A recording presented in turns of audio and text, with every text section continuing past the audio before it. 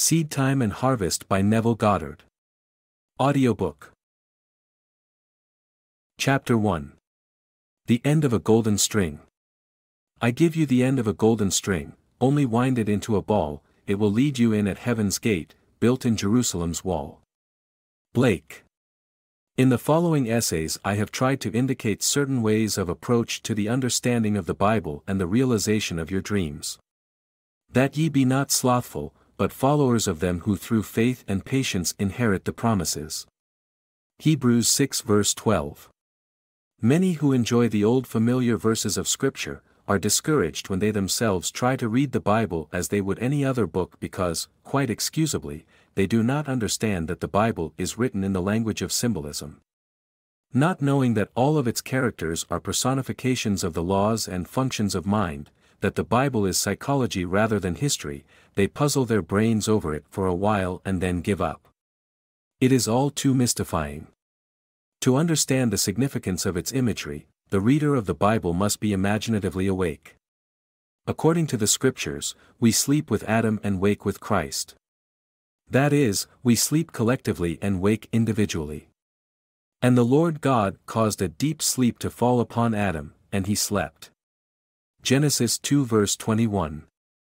If Adam, or generic man, is in a deep sleep, then his experiences as recorded in the Scriptures must be a dream. Only he who is awake can tell his dream, and only he would understand the symbolism of dreams can interpret the dream. And they said one to another, Did not our heart burn within us, while he talked with us by the way, and while he opened to us the Scriptures? Luke 24 verse 32. The Bible is a revelation of the laws and functions of mind expressed in the language of that twilight realm, into which we go when we sleep. Because the symbolical language of this twilight realm is much the same for all men, the recent explorers of this realm, human imagination, call it the collective unconscious. The purpose of this book, however, is not to give you a complete definition of biblical symbols or exhaustive interpretations of its stories. All I hope to have done is to have indicated the way in which you are most likely to succeed in realizing your desires. What things soever ye desire, can be obtained only through the conscious, voluntary exercise of imagination in direct obedience to the laws of mind. Somewhere within this realm of imagination there is a mood, a feeling of the wish fulfilled which, if appropriated, means success to you. This realm, this Eden, your imagination, is vaster than you know and repays exploration. I give you the end of a golden string, you must wind it into a ball. Chapter 2. The Four Mighty Ones. And a river went out of Eden to water the garden, and from thence it was parted, and became into four heads. Genesis 2 verse 10. And every one had four faces, Ezekiel 10 verse 14. I see four men loose, walking in the midst of the fire, and they have no hurt, and the form of the fourth is like the Son of God. Daniel 3 verse 25. For mighty ones are in every man. Blake. The four mighty ones constitute the selfhood of man, or God in man. There are four mighty ones in every man, but these four mighty ones are not four separate beings, separated one from the other as are the fingers of his hand. The four mighty ones are four different aspects of his mind, and differ from one another in function and character without being four separate selves inhabiting one man's body. The four mighty ones may be equated with the four Hebrew characters, Yod, He, Vav, He. From right to left, which form the four-lettered mystery name of the creative power, Yahweh, or even occasionally as Jehovah, from and combining within itself the past, present and future forms of the verb to be. The Tetragrammaton is revered as the symbol of the creative power in man. I am, the creative four functions in man reaching forth, to realize in actual material phenomena qualities latent in itself. We can best understand the four mighty ones by comparing them to the four most important characters in the production of a play. All the world's a stage, and all the men and women merely players, they have their exits and their entrances, and one man in his time plays many parts. As You Like It Act 2, Scene 7. The producer, the author, the director and the actor are the four most important characters in the production of a play. In the drama of life, the producer's function is to suggest the theme of a play. This he does in the form of a wish, such as, I wish I were successful, I wish I could take a trip, I wish I were married, and so on. But to appear on the world stage, these general themes must somehow be specified and worked out in detail. It is not enough to say, I wish I were successful, that is too vague. Successful at what? However, the first, mighty one, only suggests a theme. The dramatization of the theme is left to the originality of the second, mighty one, the author. In dramatizing the theme, the author writes only the last scene of the play, but this scene he writes in detail. The scene must dramatize the wish fulfilled. He mentally constructs as lifelike a scene as possible of what he would experience had he realized his wish. When the scene is clearly visualized, the author's work is done. The third, mighty one, in the production of life's play is the director. The director's tasks are to see that the actor remains faithful to the script and to rehearse him over and over again until he is natural in the part. This function may be likened to a controlled and consciously directed attention, an attention focused exclusively on the action which implies that the wish is already realized. The form of the fourth is like the Son of God, human imagination, the actor. This fourth, mighty one, performs within himself, in imagination, the predetermined action which implies the fulfillment of the wish. This function does not visualize or observe the action. This function actually enacts the drama, and does it over and over again until it takes on the tones of reality. Without the dramatized vision of fulfilled desire, the theme remains a mere theme and sleeps forever in the vast chambers of unborn themes. Nor without the cooperant attention, obedient to the dramatized vision of fulfilled desire, will the vision perceived attain objective reality. The four mighty ones are the four quarters of the human soul.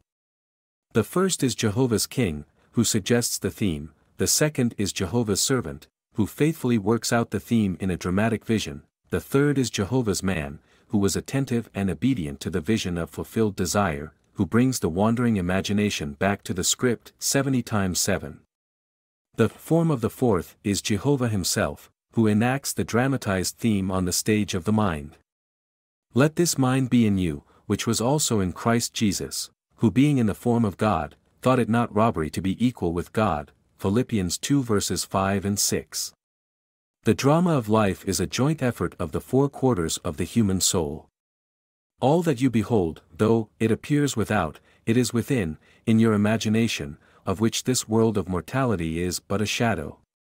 Blake. All that we behold is a visual construction contrived to express a theme which has been dramatized, rehearsed and performed elsewhere.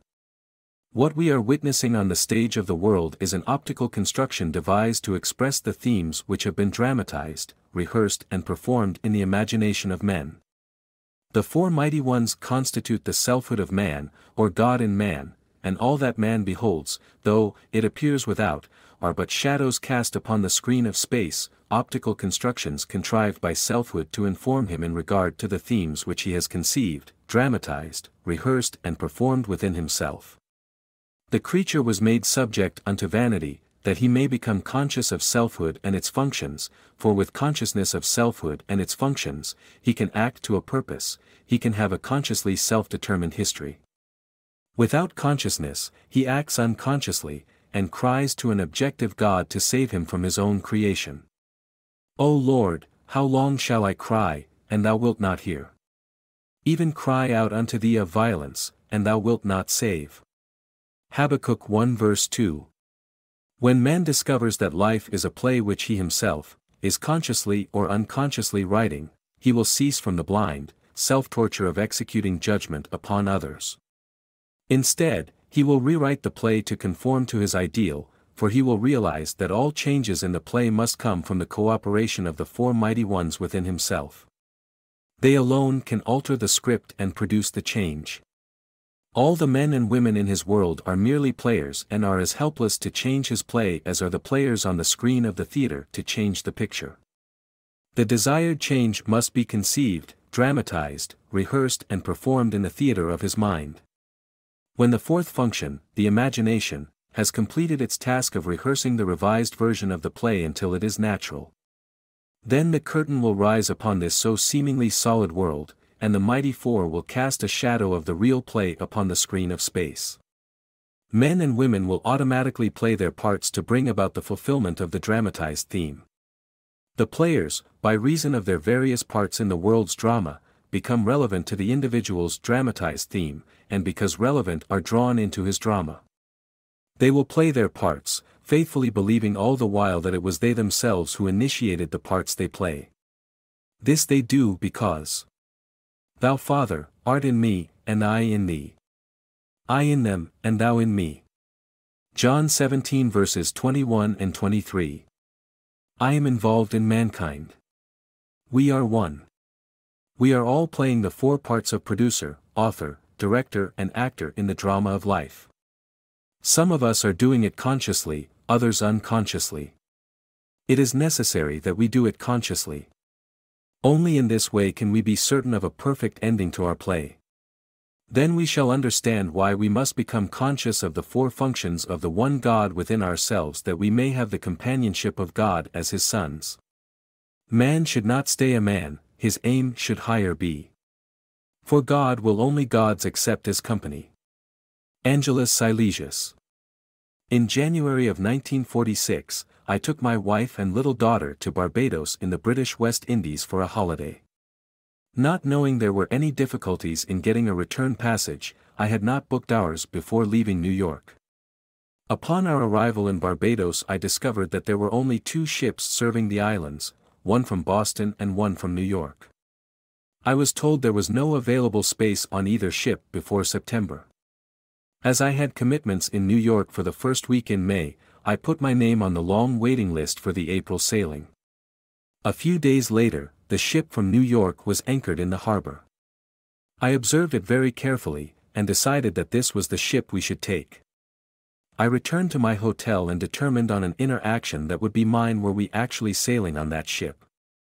I settled down in an easy chair in my bedroom, to lose myself in this imaginative action. In Barbados, we take a motor launch or rowboat out into the deep harbor when we embark on a large steamer. I knew I must catch the feeling that we were sailing on that ship. I chose the inner action of stepping from the tender and climbing up the gangplank of the steamer. The first time I tried, my attention wandered after I had reached the top of the gangplank. I brought myself back down, and tried again and again. I do not recall how many times I carried out this action in my imagination until I reached the deck and looked back at the port with the feeling of sweet sadness at departing. I was happy to be returning to my home in New York, but nostalgic in saying goodbye to the lovely island and our family and friends. I do recall that in one of my many attempts at walking up the gangplank in the feeling that I was sailing, I fell asleep. After I awoke, I went about the usual social activities of the day and evening. The following morning, I received a call from the steamship company requesting me to come down to their office and pick up our tickets for the April sailing. I was curious to know why Barbados had been chosen to receive the cancellation, and why I at the end of the long waiting list, was to have the reservation. But all that the agent could tell me was that a cable had been received that morning from New York, offering passage for 3. I was not the first the agent had called, but for reasons she could not explain, those she had called said that now they found it inconvenient to sail in April. We sailed on April 20th and arrived in New York on the morning of May the 1st. In the production of my play, The Sailing on a Boat That Would Bring Me to New York by the 1st of May, I played the 4 most important characters in my drama. As the producer, I decided to sail on a specific ship at a certain time. Playing the part of the author, I wrote the script, I visualized the inner action which conformed to the outer action I would take if my desire were realized. As the director, I rehearsed myself, the actor, in that imagined action of climbing the gangplank until that action felt completely natural. This being done, events and people moved swiftly to conform, in the outer world, to the play I had constructed and enacted in my imagination. I saw the mystic vision flow and live in men and woods and streams. Until I could no longer know the stream of life from my own dreams. George William Russell, A.E. I told this story to an audience of mine in San Francisco, and a lady in the audience told me how she had unconsciously used the same technique when she was a young girl. The incident occurred on Christmas Eve. She was feeling very sad and tired and sorry for herself. Her father, whom she adored, had died suddenly. Not only did she feel this loss at the Christmas season, but necessity had forced her to give up her planned college years and go to work. This rainy Christmas Eve she was riding home on a San Diego streetcar. The car was filled with gay chatter of happy young people home for the holidays. To hide her tears from those round about her, she stood on the open part at the front of the car and turned her face into the skies to mingle her tears with the rain. With her eyes closed, and holding the rail of the car firmly, this is what she said to herself: "This is not the salt of the tears that I taste, but the salt of the sea and the wind. This is not San Diego, this is the South Pacific, and I am sailing into the Bay of Samoa." And looking up, in her imagination, she constructed what she imagined to be the Southern Cross. She lost herself in this contemplation so that all faded round about her. Suddenly she was at the end of the line and home. 2 weeks later, she received word from a lawyer in Chicago that he was holding $3,000 in American bonds for her. Several years before, an aunt of hers had gone to Europe, with instructions that these bonds be turned over to her niece if she did not return to the United States.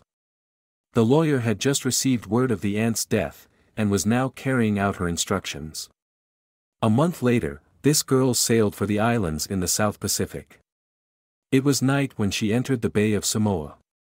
Looking down, she could see the white foam like a bone in the lady's mouth as the ship plowed through the waves, and brought the salt of the sea and the wind. An officer on duty said to her, "There is the Southern Cross," and looking up, she saw the Southern Cross as she had imagined it. In the intervening years, she had many opportunities to use her imagination constructively, but as she had done this unconsciously, she did not realize there was a law behind it all.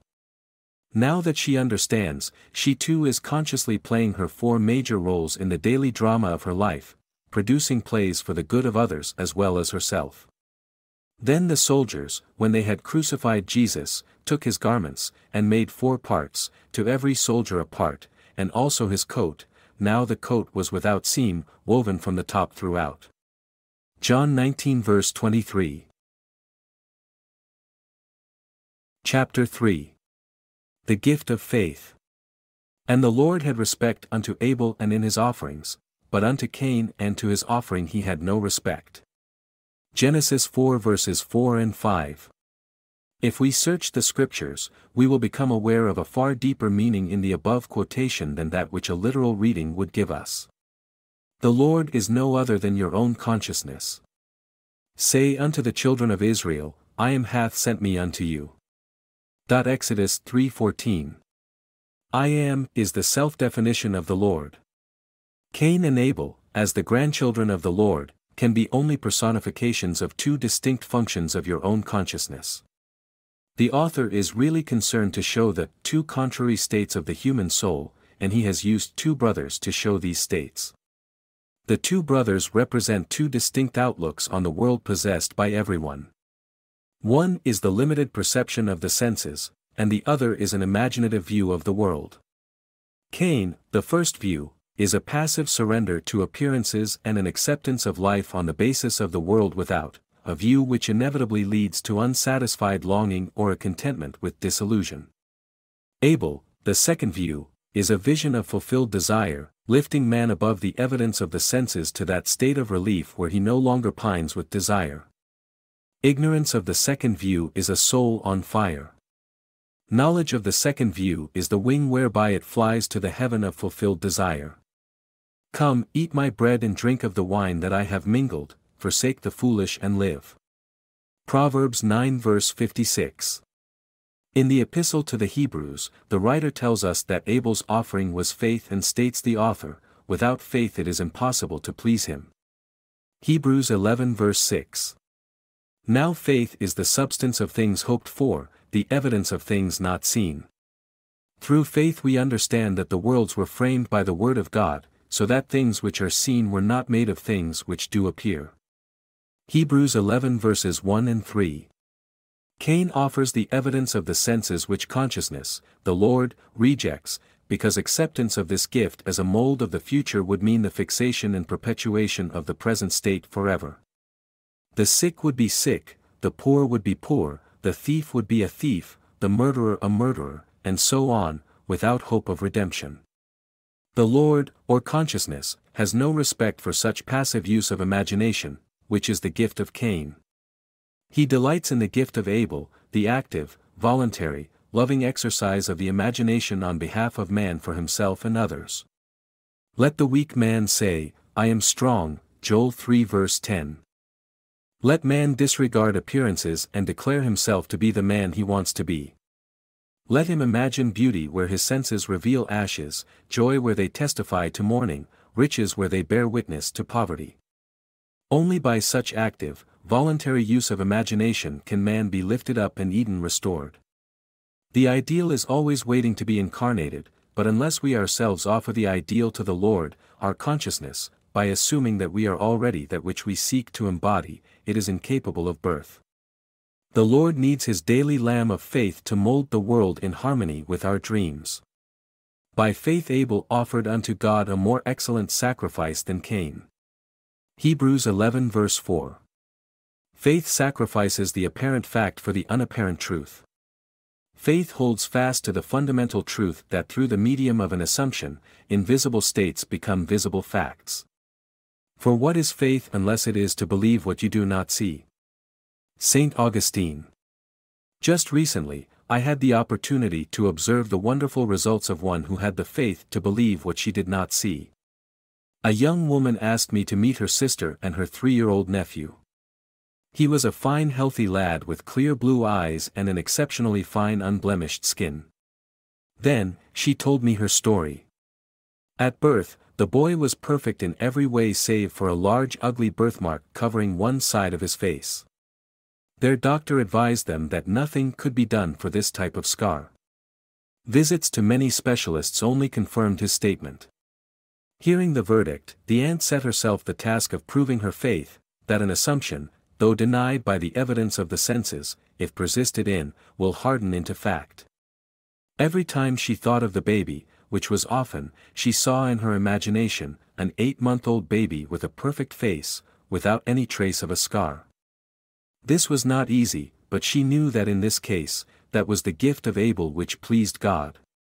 She persisted in her faith, she believed what was not there to be seen. The result was that she visited her sister on the child's 8-month birthday and found him to have a perfect, unblemished skin with no trace of a birthmark ever having been present. Luck, coincidence, shouts Cain. No. Abel knows that these are names given by those who have no faith, to the works of faith. We walk by faith, not by sight. 2 Corinthians 5 verse 7. When reason and the facts of life oppose the idea you desire to realize and you accept the evidence of your senses and the dictates of reason as the truth, you have brought the Lord, your consciousness, the gift of Cain. It is obvious that such offerings do not please him. Life on earth is a training ground for image making. If you use only the molds which your senses dictate, there will be no change in your life.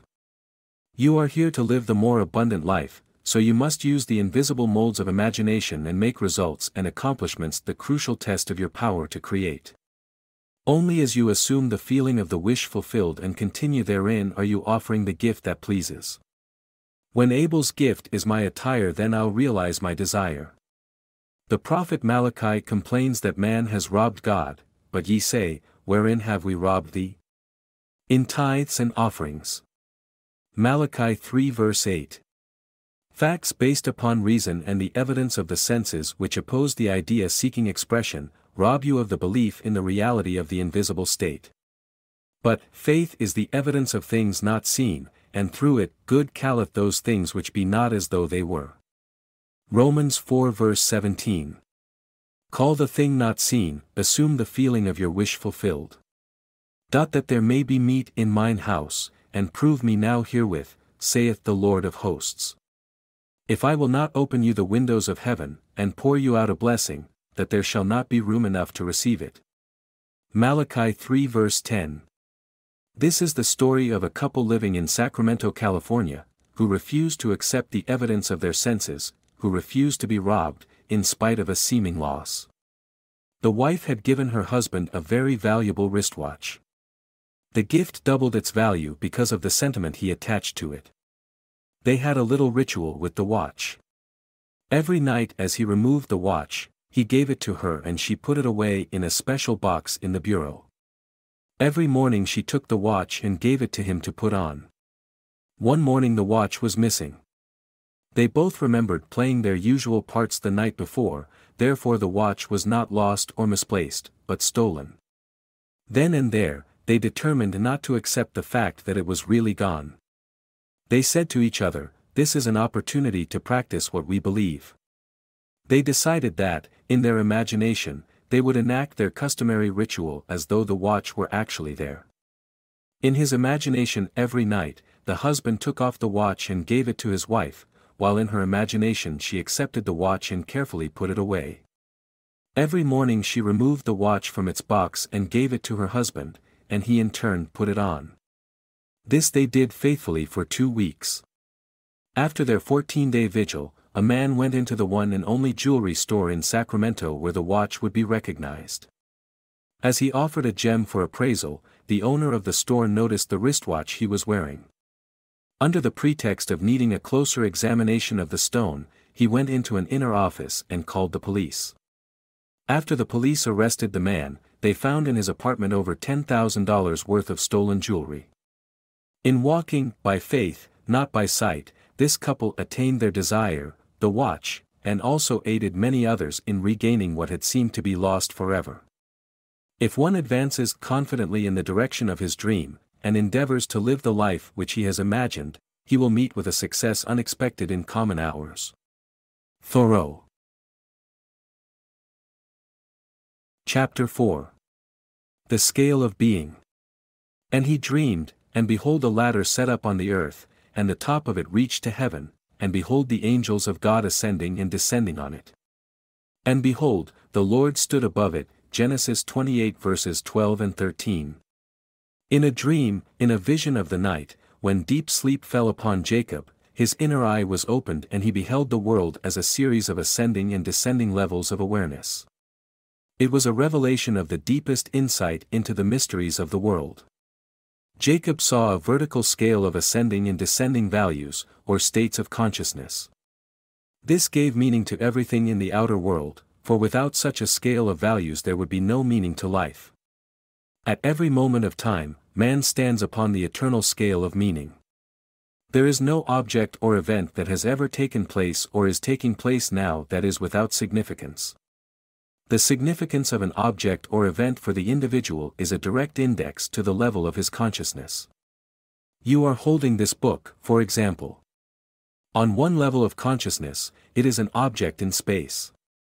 On a higher level, it is a series of letters on paper, arranged according to certain rules. On a still higher level, it is an expression of meaning. Looking outwardly, you see the book first, but actually, the meaning comes first. It occupies a higher grade of significance than the letter arrangement on paper or the book as an object in space. Meaning determined the arrangement of letters, the arrangement of letters only expresses the meaning. The meaning is invisible and above the level of the visible arrangement of letters. If there had been no meaning to be expressed, no book would have been written and published. And behold, the Lord stood above it. The Lord and meaning are one, the Creator, the cause of the phenomena of life. In the beginning was the Word, and the Word was with God, and the Word was God. John 1 verse 1. In the beginning was the intention, the meaning, and the intention was with the intender, and the intention was the intender. The objects and events in time and space occupy a lower level of significance than the level of meaning which produced them. All things were made by meaning, and without meaning was not anything made that was made. The fact that everything seen can be regarded as the effect, on a lower level of significance, of an unseen higher order of significance is a very important one to grasp. Our usual mode of procedure is to attempt to explain the higher levels of significance, why things happen, in terms of the lower, what and how things happen. For example, let us take an actual accident and try to explain it. Most of us live on the level of what happened. The accident was an event in space. One automobile struck another and practically demolished it. Some of us live on the higher level of how the accident happened. It was a rainy night, the roads were slippery and the second car skidded into the first. On rare occasions, a few of us reach the highest or causal level of why such an accident occurs. Then we become aware of the invisible, the state of consciousness which produced the visible event. In this case, the ruined car was driven by a widow, who, though she felt she could not afford to, greatly desired to change her environment. Having heard that, by the proper use of her imagination, she could do and be all she wished to be, this widow had been imagining herself actually living in the city of her desire. At the same time, she was living in a consciousness of loss, both personal and financial. Therefore, she brought upon herself an event which was seemingly another loss, but the sum of money the insurance company paid her allowed her to make the desired change in her life. When we see the why behind the seeming accident, the state of consciousness that produced the accident, we are led to the conclusion that there is no accident. Everything in life has its invisible meaning. The man who learns of an accident, the man who knows how it happened, and the man who knows why it happened, are on three different levels of awareness in regard to that accident. On the ascending scale, each higher level carries us a step in advance towards the truth of the accident. We should strive constantly to lift ourselves to the higher level of meaning, the meaning that is always invisible and above the physical event. But, remember, the meaning or cause of the phenomena of life can be found only within the consciousness of man. Man is so engrossed in the visible side of the drama of life, the side of what has happened, and how it happened, that he rarely rises to the invisible side of why it happened. He refuses to accept the prophet's warning that things which are seen were not made of things that do appear. Hebrews 11 verse 3. His descriptions of what has happened and how it happened are true in terms of his corresponding level of thought, but when he asks why it happened, all physical explanations break down and he is forced to seek the why, or meaning of it, on the invisible and higher level. The mechanical analysis of events deals only with external relationships of things. Such a course will never reach the level which holds the secret of why the events happen. Man must recognize that the lower and visible sides flow from the invisible and higher level of meaning. Intuition is needed to lift us up to the level of meaning, to the level of why things happen. Man is so engrossed in the visible side of the drama of life, the side of what has happened, and how it happened, that he rarely rises to the invisible side of why it happened. He refuses to accept the prophet's warning that things which are seen were not made of things that do appear. Hebrews 11 verse 3. His descriptions of what has happened and how it happened, are true in terms of his corresponding level of thought, but when he asks why it happened, all physical explanations break down and he is forced to seek the why, or meaning of it, on the invisible and higher level. The mechanical analysis of events deals only with external relationships of things. Such a course will never reach the level which holds the secret of why the events happen. Man must recognize that the lower and visible sides flow from the invisible and higher level of meaning. Intuition is needed to lift us up to the level of meaning, to the level of why things happen. Let us follow the advice of the Hebrew prophet of old, and lift up our eyes unto the hills within ourselves, and observe what is taking place there. See what ideas we have accepted as true, what states we have consented to, what dreams, what desires, and, above all, what intentions. It is from these hills that all things come to reveal our stature, our height, on the vertical scale of meaning. If we lift our eyes to the thee in me who works behind the veil, we will see the meaning of the phenomena of life. Events appear on the screen of space to express the different levels of consciousness of man. A change in the level of his consciousness automatically results in a change of the phenomena of his life. To attempt to change conditions before he changes the level of consciousness from whence they came, is to struggle in vain. Man redeems the world as he ascends the vertical scale of meaning. We saw, in the analogy of the book, that as consciousness was lifted up to the level where man could see meaning expressed in the arrangement of its letters, it also included the knowledge that the letters were arranged according to certain rules, and that such arrangements, when printed on paper and bound together, formed a book. What is true of the book is true of every event in the world.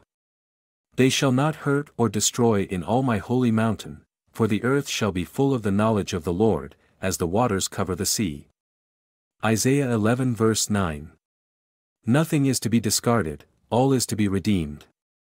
Our lives, ascending the vertical scale of meaning towards an ever-increasing awareness, an awareness of things of higher significance, are the process whereby this redemption is brought to pass. As man arranges letters into words, and words into sentences to express meaning, in like manner, life arranges circumstances, conditions and events to express the unseen meanings or attitudes of men. Nothing is without significance. But man, not knowing the higher level of inner meaning, looks out upon a moving panorama of events and sees no meaning to life. There is always a level of meaning determining events and their essential relationship to our lives. Here is a story that will enable us to seize the good in things seeming evil, to withhold judgment, and to act aright amid unsolved problems. Just a few years ago, our country was shocked by a seeming injustice in our midst. The story was told on radio and television, as well as in the newspapers. You may recall the incident. The body of a young American soldier killed in Korea was returned to his home for burial. Just before the service, his wife was asked a routine question: was her husband a Caucasian? When she replied that he was an Indian, burial was refused. This refusal was in accordance with the laws of that community, but it aroused the entire nation.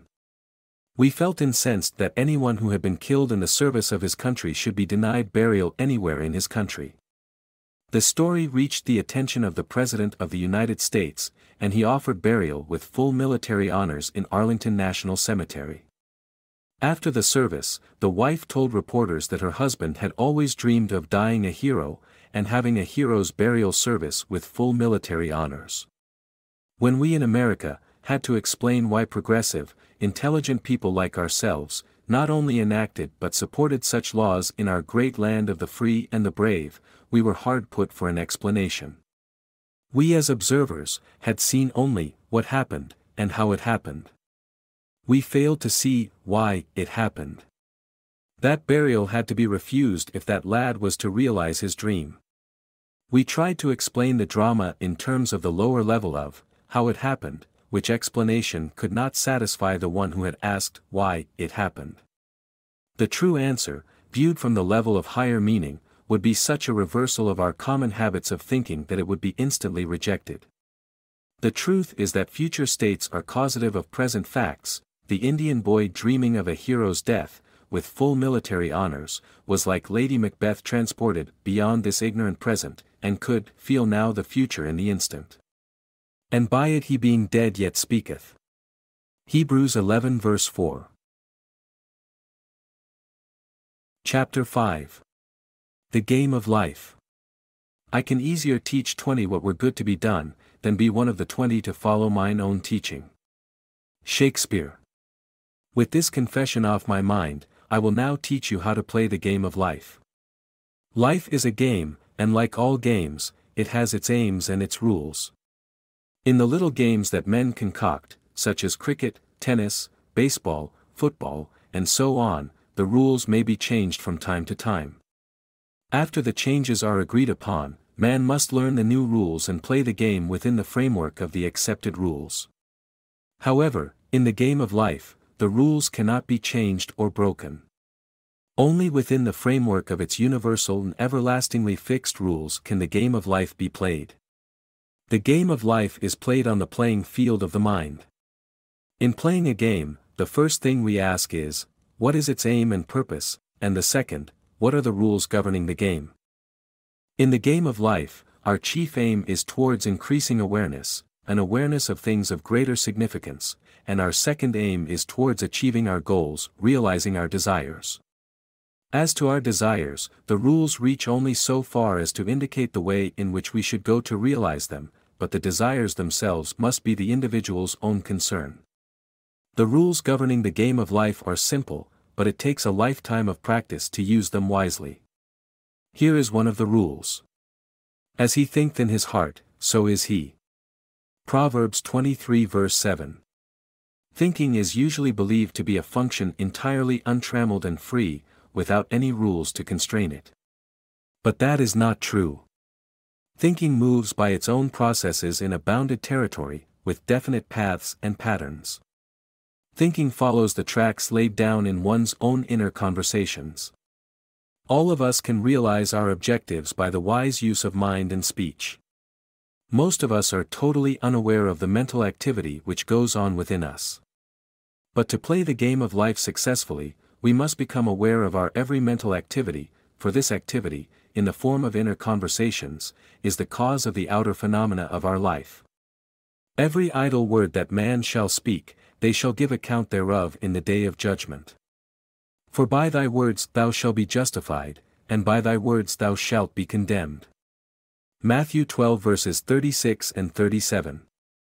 The law of the word cannot be broken. Not a bone of him shall not be broken. John 19 verse 36. The law of the word never overlooks an inner word nor makes the smallest allowance for our ignorance of its power.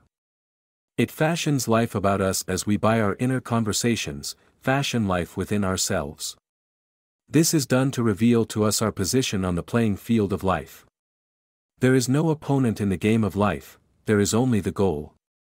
Not long ago, I was discussing this with a successful and philanthropic businessman. He told me a thought-provoking story about himself. He said, "You know, Neville, I first learned about goals in life when I was 14, and it was on the playing field at school. I was good at track and had a fine day, but there was one more race to run and I had stiff competition in one other boy. I was determined to beat him. I beat him, it is true, but while I was keeping my eye on him, a third boy, who was considered no competition at all, won the race. That experience taught me a lesson I have used throughout my life. When people ask me about my success, I must say that I believe it is because I have never made making money my goal. My goal is the wise, productive use of money." This man's inner conversations are based on the premise that he already has money, his constant inner question, the proper use of it. The inner conversations of the man struggling to get money only prove his lack of money. In his ignorance of the power of the word, he is building barriers in the way of the attainment of his goal. He has his eye on the competition rather than on the goal itself. The fault, dear Brutus, is not in our stars, but in ourselves, that we are underlings. Julius Caesar, Act 1, Scene 2. As the worlds were framed by the word of God, so we as imitators of God as dear children, create the conditions and circumstances of our lives by our all-powerful human inner words. Without practice, the most profound knowledge of the game would produce no desired results. To him that knoweth to do good, that is, knoweth the rules, and doeth it not, to him it is sin. In other words, he will miss his mark and fail to realize his goal.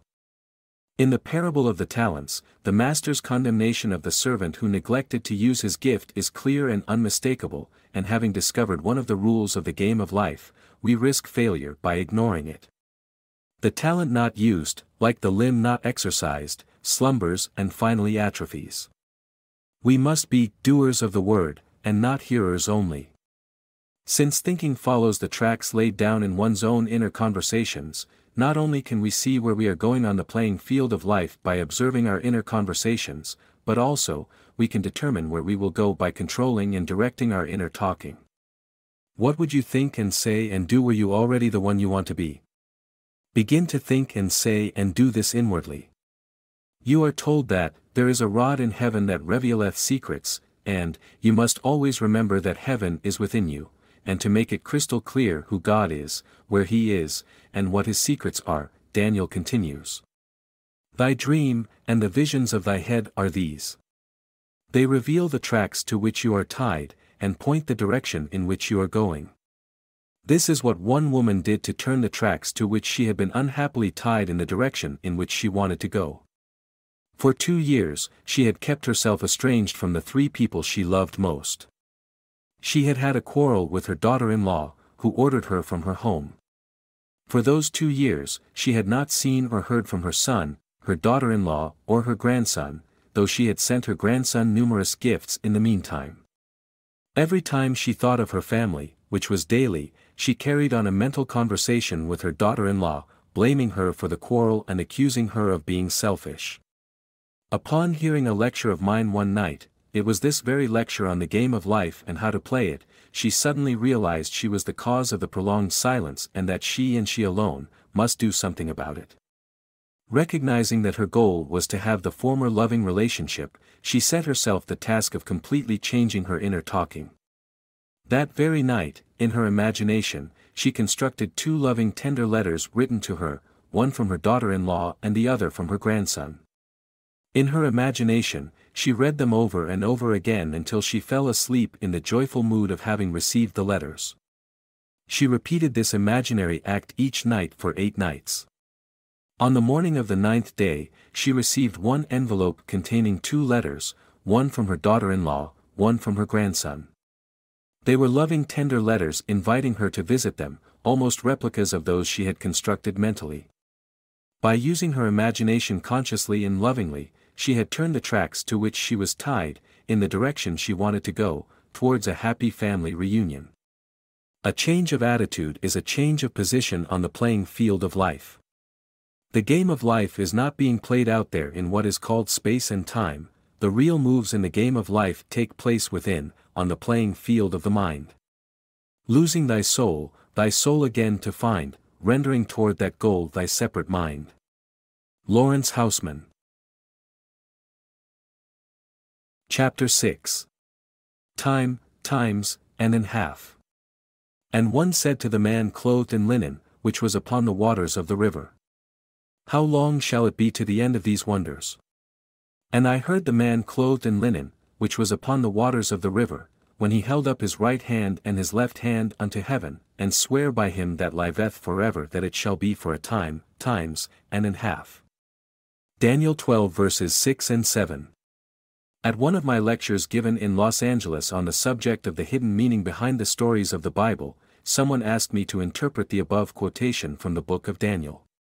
After I confessed I did not know the meaning of that particular passage, a lady in the audience said to herself, if the mind behaves according to the assumption with which it starts, then I will find the true answer to that question and tell it to Neville.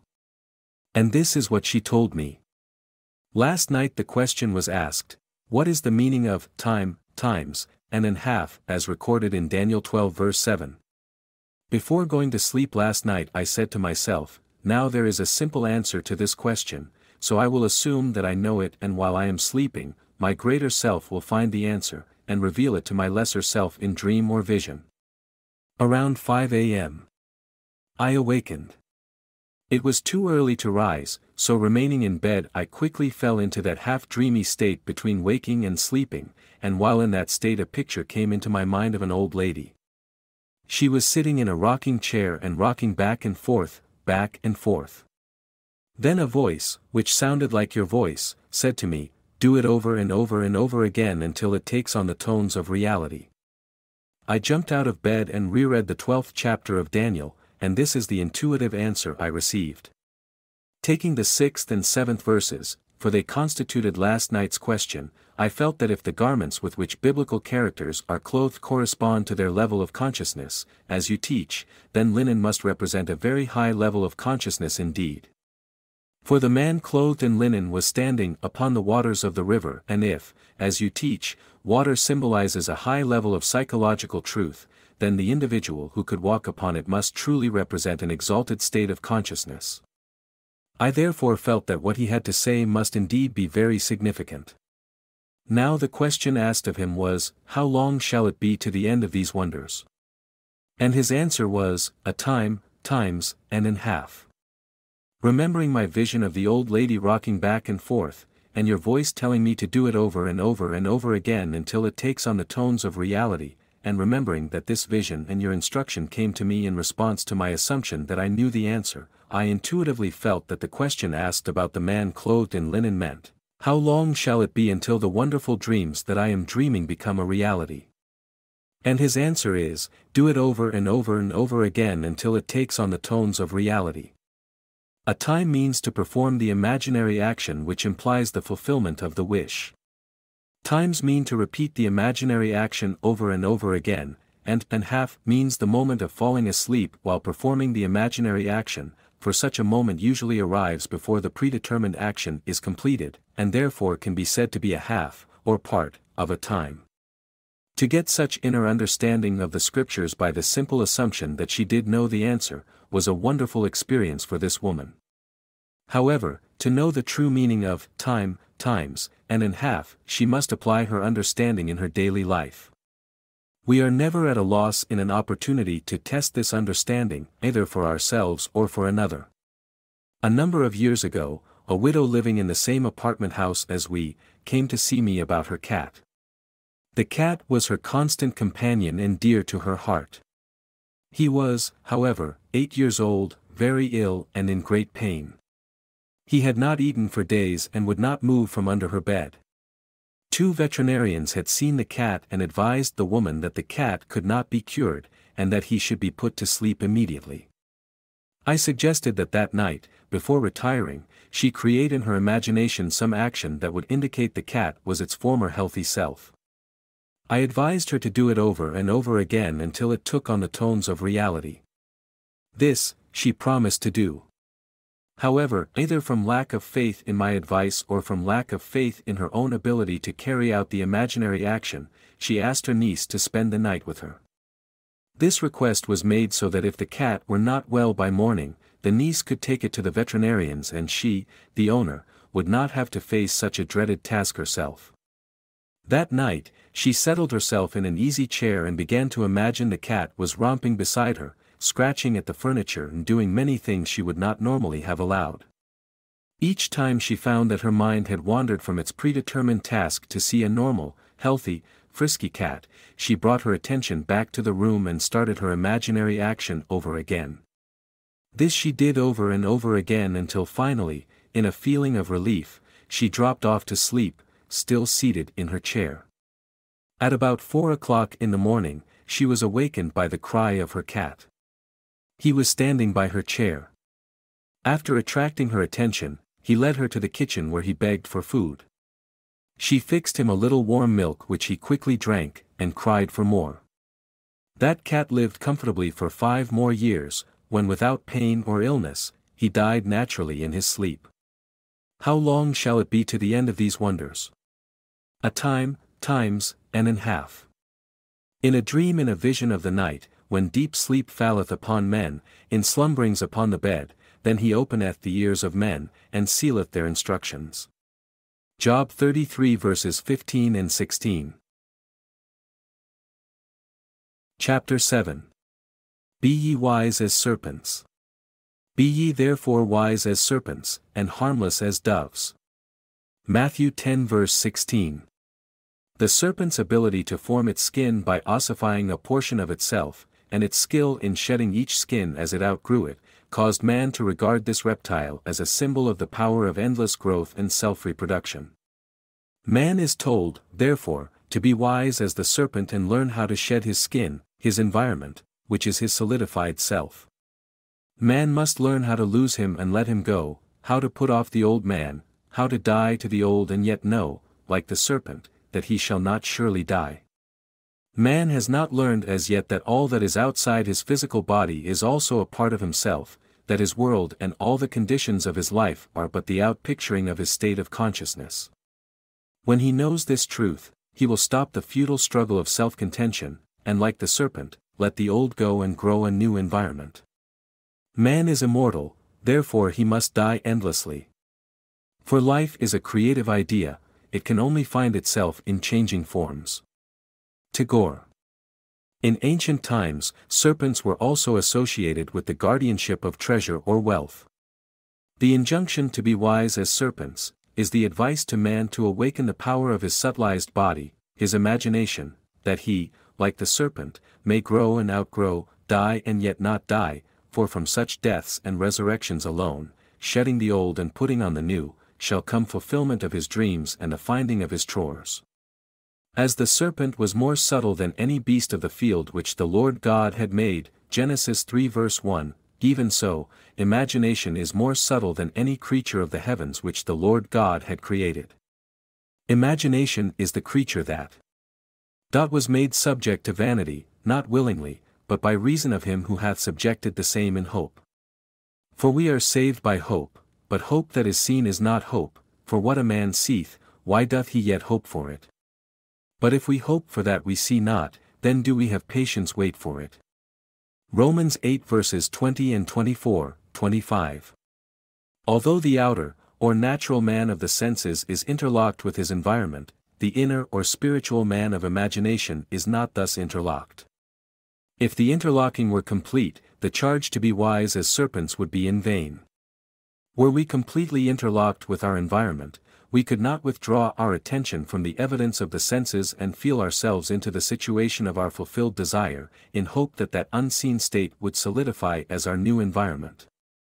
But, there is a natural body, and there is a spiritual body. 1 Corinthians 15 verse 44. The spiritual body of imagination is not interlocked with man's environment. The spiritual body can withdraw from the outer man of sense and environment, and imagine itself to be what it wants to be.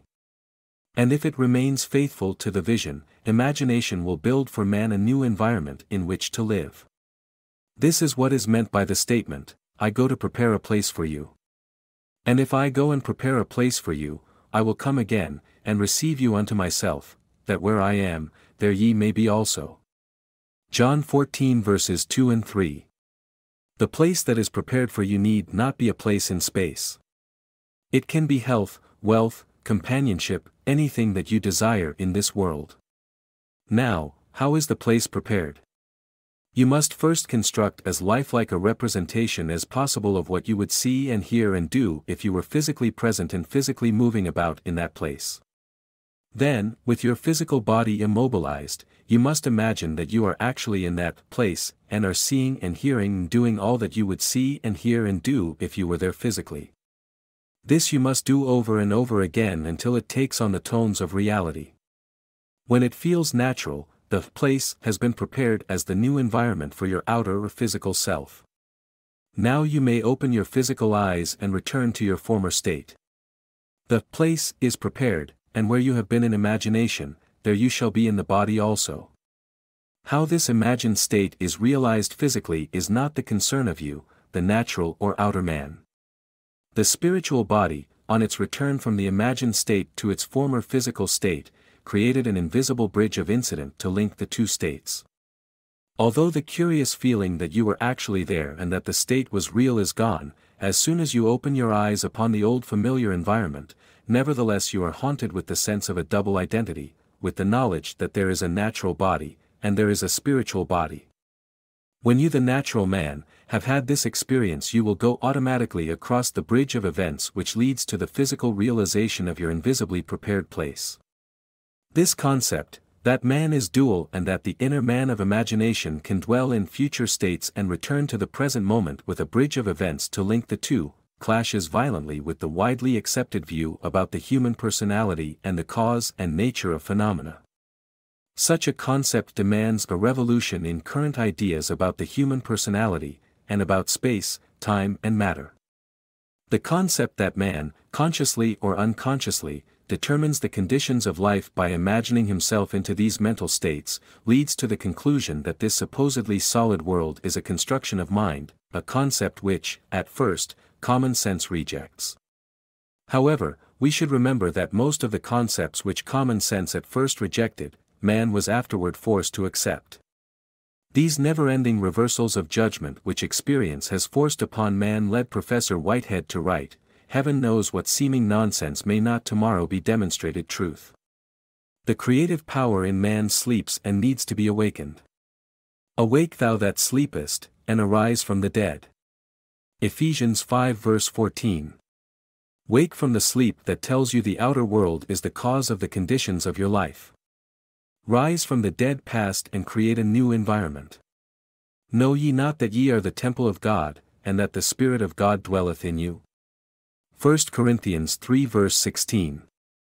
The Spirit of God in you is your imagination, but it sleeps and needs to be awakened, in order to lift you off the bar of the senses where you have so long lain stranded. The boundless possibilities open to you as you become wise as serpents is beyond measure.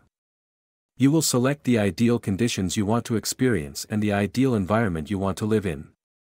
Experiencing these states in imagination until they have sensory vividness, you will externalize them as surely as the serpent now externalizes its skin. After you have outgrown them, then you will cast them off as easily as the snake throws her enameled skin. The more abundant life, the whole purpose of creation, cannot be saved through death and resurrection. God desired form, so he became man, and it is not enough for us to recognize his Spirit at work in creation. We must see his work in form and say that it is good, even though we outgrow the form, forever and ever. He leads through widening chambers of delight, to where throbs rapture near an end that recedes, because his touch is infinite and lends a yonder to all ends. And I, if I be lifted up from the earth, will draw all men unto me. John 12 verse 32. The unimaginative man, who will not lose his life on one level that he may find it on a higher level, is nothing but a Lot's wife, a pillar of self-satisfied salt. On the other hand, those who refuse form as being unspiritual and who reject incarnation as separate from God are ignorant of the great mystery. Great is the mystery, God was manifest in the flesh. Your life expresses one thing, and one thing only, your state of consciousness. Everything is dependent upon that. As you, through the medium of imagination, assume a state of consciousness, that state begins to clothe itself in form, it solidifies around you as the serpent's skin ossifies around it. But you must be faithful to the state. Patience is necessary, but patience will be easy after your first success in shedding the old and growing the new, for we are able to wait according as we have been rewarded by understanding in the past. Understanding is the secret of patience. What natural joy and spontaneous delight lie in seeing the world, not with, but as Blake says, through the eye. Imagine that you are seeing what you want to see, and remain faithful to your vision. Your imagination will make for itself a corresponding form in which to live. All things are made by imagination's power. Nothing begins except in the imagination of man. From within out is the law of the universe. As within, so without. Man turns outward in his search for truth, but the essential thing is to look within.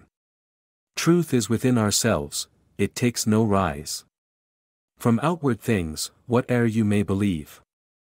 There is an inmost center in us all, where truth abides in fullness. And to know, rather consist in opening out a way whence the imprisoned splendor may escape, than in effecting entry for a light, supposed to be without. Browning, Paracelsus. I think you will be interested in an instance of how a young woman shed the skin of resentment and put on a far different kind of skin. The parents of this woman had separated when she was 6 years old and she had lived with her mother. She rarely saw her father.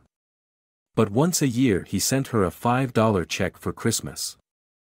Following her marriage, he did increase the Christmas gift to $10. After one of my lectures, she was dwelling on my statement that man's suspicion of another is only a measure of his own deceitfulness, and she recognized that she had been harboring resentment towards her father for years.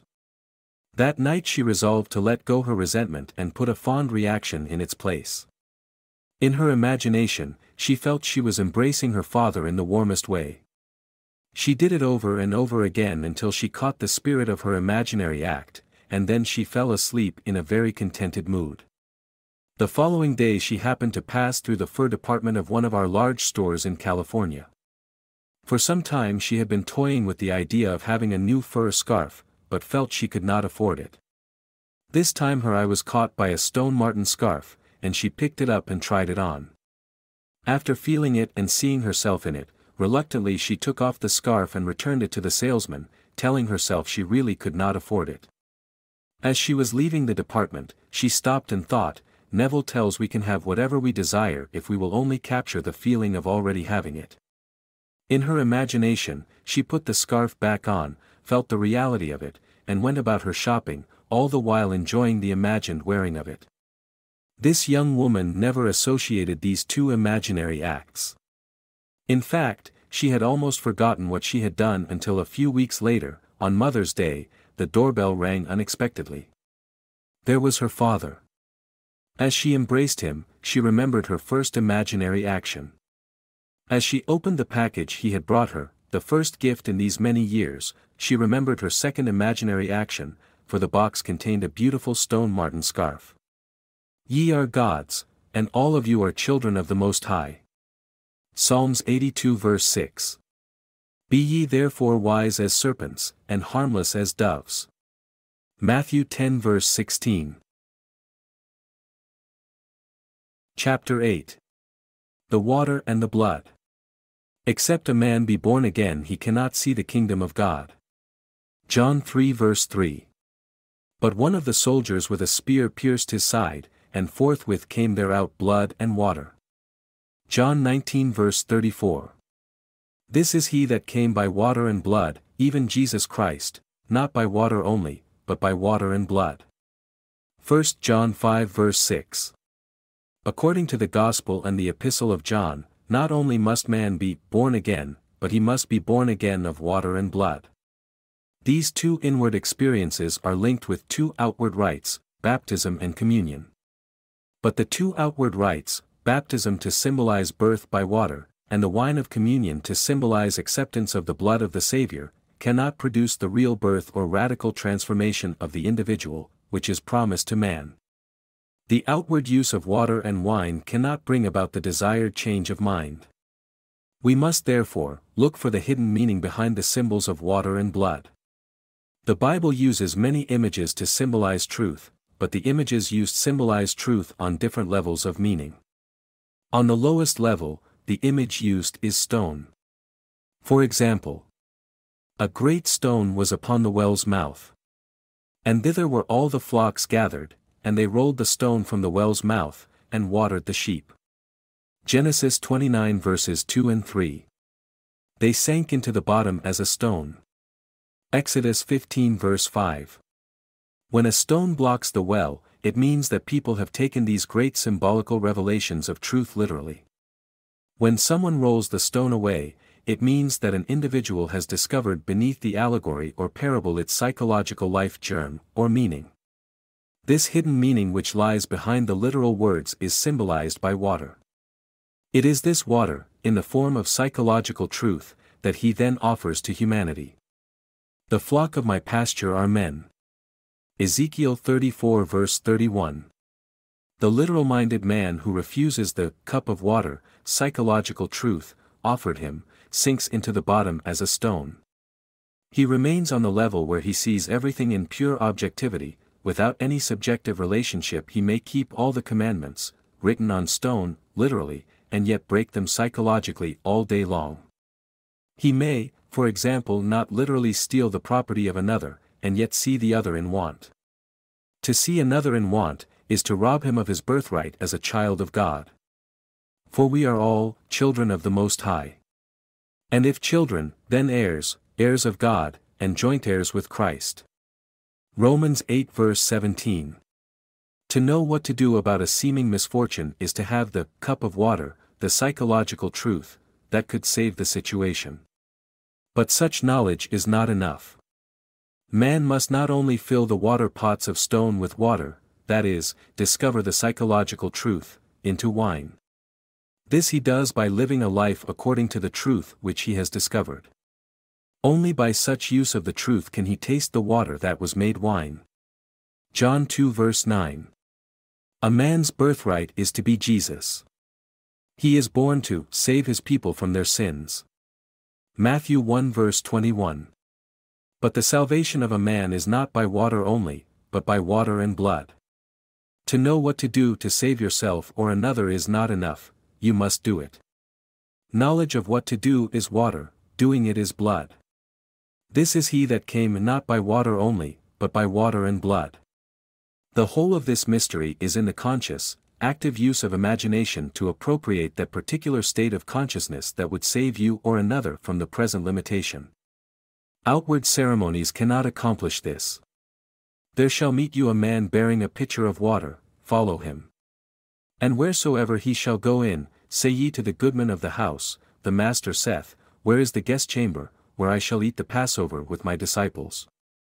And he will show you a large upper room furnished and prepared, there make ready for us. Whatever you desire is already furnished and prepared. Your imagination can put you in touch inwardly with that state of consciousness. If you imagine that you are already the one you want to be, you are following the man bearing a pitcher of water. If you remain in that state, you have entered the guest chamber, Passover, and committed your spirit into the hands of God, your consciousness. A man's state of consciousness is his demand on the infinite storehouse of God, and like the law of commerce, a demand creates a supply. To change the supply, you change the demand, your state of consciousness. What you desire to be, that you must feel you already are. Your state of consciousness creates the conditions of your life, rather than the conditions create your state of consciousness. To know this truth, is to have the water of life. But your Savior, the solution of your problem, cannot be manifested by such knowledge only. It can be realized only as such knowledge is applied. Only as you assume the feeling of your wish fulfilled, and continue therein, is your side pierced, from whence cometh blood and water. In this manner only is Jesus, the solution of your problem, realized. For thou must know that in the government of the mind, thou art thine own Lord and Master, that there will rise up no fire in the circle or whole circumference of thy body and spirit, unless thou awakes it thyself. God is your consciousness. His promises are conditional. Unless the demand, your state of consciousness, is changed, the supply, the present conditions of your life remain as they are. As we forgive, as we change our mind, the law is automatic. Your state of consciousness is the spring of action, the directing force, and that which creates the supply. If that nation, against whom I have pronounced, turn from their evil, I will repent of the evil that I thought to do unto them. And at what instant I shall speak concerning a nation, and concerning a kingdom, to build and to plant it, if it do evil in my sight, that it obey not my voice, then I will repent of the good, wherewith I said I would benefit them. Jeremiah 18 verses 8 and 9 and 10. This statement of Jeremiah suggests that a commitment is involved if the individual or nation would realize the goal, a commitment to certain fixed attitudes of mind. The feeling of the wish fulfilled is a necessary condition in man's search for the goal. The story I am about to tell you, shows that man is what the observer has the capacity to see in him, that what he is seen to be is a direct index to the observer's state of consciousness. This story is also, a challenge to us all to shed our blood, use our imagination lovingly on behalf of another. There is no day that passes that does not afford us the opportunity to transform a life by the shedding of our blood. Without the shedding of blood there is no remission. Hebrews 9 verse 22. One night in New York City I was able to unveil the mystery of the water and the blood to a school teacher. I had quoted the above statement from Hebrews 9 verse 22, and went on to explain that the realization that we have no hope save in ourselves, is the discovery that God is within us, that this discovery causes the dark caverns of the skull to grow luminous, and we know that, the spirit of man is the candle of the Lord, Proverbs 20 verse 27, and that this realization is the light to guide us safely over the earth. His candle shined upon my head and by his light I walked through darkness. Job 29 verse 3. However, we must not look upon this radiant light of the head as God, for man is the image of God. God appears, and God is light. To those poor souls who dwell in night. But does a human form display to those who dwell in realms of day? Blake. But this must be experienced to be known. There is no other way, and no other man's experience can be a substitute for our own. I told the teacher that her change of attitude in regard to another would produce a corresponding change in the other, that such knowledge was the true meaning of the water mentioned in John 5 verse 6, but that such knowledge alone was not enough to produce the rebirth desired, that such rebirth could only come to pass by water and blood, or the application of this truth. Knowledge of what to do is the water of life, but doing it is the blood of the Savior. In other words, a little knowledge, if carried out in action, is more profitable than much knowledge which we neglect to carry out in action. As I talked, one student kept impinging upon the teacher's mind. But this, thought she, would be a too difficult case on which to test the truth of what I was telling her concerning the mystery of rebirth. All knew, teachers and students alike, that this particular student was incorrigible. The outer facts of her case were these: the teachers, including the principal and school psychiatrist, had sat in judgment on the student just a few days before. They had come to a unanimous decision that the girl, for the good of the school, must be expelled upon reaching her 16th birthday. She was rude, crude, unethical, and used most vile language. The date for dismissal was but a month away. As she rode home that night, the teacher kept wondering if she could really change her mind about the girls, and if so, would the student undergo a change of behavior because she herself had undergone a change of attitude? The only way to find out would be to try. This would be quite an undertaking, for it meant assuming full responsibility for the incarnation of the new values in the student. Did she dare to assume so great a power, such creative godlike power? This meant a complete reversal of man's normal attitude towards life from, "I will love him if he first loves me," to, "He loves me, because I first loved him." This was too much like playing God. We love him, because he first loved us. 1 John 4 verse 19. But no matter how she tried to argue against it, the feeling persisted that my interpretation gave meaning to the mystery of rebirth by water and blood. The teacher decided to accept the challenge. And this is what she did. She brought the child's face before her mind's eye and saw her smile. She listened and imagined she heard the girl say, "Good morning." This was something the student had never done since coming to that school. The teacher imagined the very best about the girl, and then listened and looked as though she heard and saw all that she would hear and see after these things should be. The teacher did this over and over again until she persuaded herself it was true, and fell asleep. The very next morning, the student entered her classroom and smilingly said, "Good morning." The teacher was so surprised she almost did not respond, and by her own confession, all through the day she looked for signs of the girl's returning to her former behavior. However, the girl continued in the transformed state. By the end of the week, the change was noted by all. A second staff meeting was called and a decision of expulsion was revoked. As the child remained friendly and gracious, the teacher has had to ask herself, where was the bad child in the first place?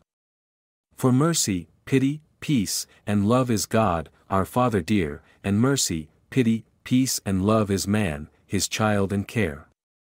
The Divine Image, Blake. Transformation is in principle always possible, for the transformed being lives in us, and it is only a question of becoming conscious of it. The teacher had to experience this transformation to know the mystery of blood and water. There was no other way, and no man's experience could have been a substitute for her own. We have redemption through his blood. Ephesians 1 verse 7. Without the decision to change her mind in regard to the child, and the imaginative power to carry it out, the teacher could never have redeemed the student. None can know the redemptive power of the imagination who has not shed his blood, and tasted the cup of experience. Once read thy own breast right, and thou hast done with fears. Man gets no other light, search he 1,000 years. Matthew Arnold. Chapter 9. A Mystical View. And with many such parables spake he the word unto them, as they were able to hear it. But without a parable spake he not unto them, and when they were alone, he expounded all things to his disciples. Mark 4 verses 33 and 34. This collection of parables which is called the Bible is a revelation of truth expressed in symbolism to reveal the laws and purposes of the mind of man. As we become aware of deeper meanings in the parables than those which are usually assigned to them, we are apprehending them mystically. For example, let us take a mystical view of the advice given to the disciples in Matthew 10 verse 10. We read that as the disciples were ready to teach and practice the great laws of mind which had been revealed to them, they were told not to provide shoes for the journey. A disciple is one who disciplines his mind that he may consciously function and act on higher and higher levels of consciousness. The shoe was chosen as a symbol of vicarious atonement or the spirit of, "Let me do it for you," because the shoe protects the wearer and shields him from impurities by taking them upon himself. The aim of the disciple is always to lead himself and others from the bondage of dependency into the liberty of the sons of God. Hence the advice, take no shoes. Accept no intermediary between yourself and God. Turn from all who would offer to do for you what you should do and could do far better yourself. Earth's crammed with heaven, and every common bush afire with God, but only he who sees takes off his shoes. Elizabeth Barrett Browning. Verily I say unto you, inasmuch as ye have done it unto one of the least of these my brethren, ye have done it unto me. Matthew 25 verse 40. Every time you exercise your imagination on behalf of another, be it good, bad, or indifferent, you have literally done that to Christ, for Christ is awakened human imagination. Through the wise and loving use of imagination, man clothes and feeds Christ, and through ignorant and fearful misuse of imagination, man disrobes and scourges Christ. Let none of you imagine evil in your hearts against your neighbor, Zechariah 8 verse 17, is sound but negative advice. A man may stop misusing his imagination on the advice of a friend, he may be negatively served by the experience of others and learn not to imagine, but that is not enough. Such lack of use of the creative power of imagination could never clothe and feed Christ. The purple robe of the Son of God is woven, not by not imagining evil, but by imaging the good, by the active, voluntary and loving use of imagination. Whatsoever things are of good report, if there be any virtue, and if there be any praise, think on these things. Philippians 4 verse 8. King Solomon made himself a chariot of the wood of Lebanon. He made the pillars thereof of silver, the bottom thereof of gold, the covering of it of purple, the midst thereof being paved with love. Song of Solomon 3 verses 9 and 10. The first thing we notice is, King Solomon made himself. That is what every man must eventually do, make himself a chariot of the wood of Lebanon. By chariot, the writer of this allegory means mind, in which stands the spirit of wisdom, Solomon, controlling the four functions of mind that he may build a world of love and truth.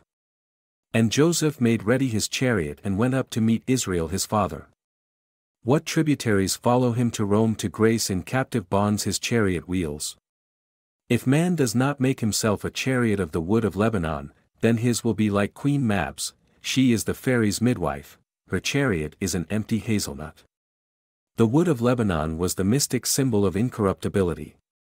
To a mystic, it is obvious what King Solomon made himself. Silver typified knowledge, gold symbolized wisdom, and purple clothed or covered the incorruptible mind with the red of love and the blue of truth. And they clothed him with purple. Mark 15 verse 17. Incarnate, incorruptible fourfold wisdom, clothed in purple, love and truth, the purpose of man's experience on earth.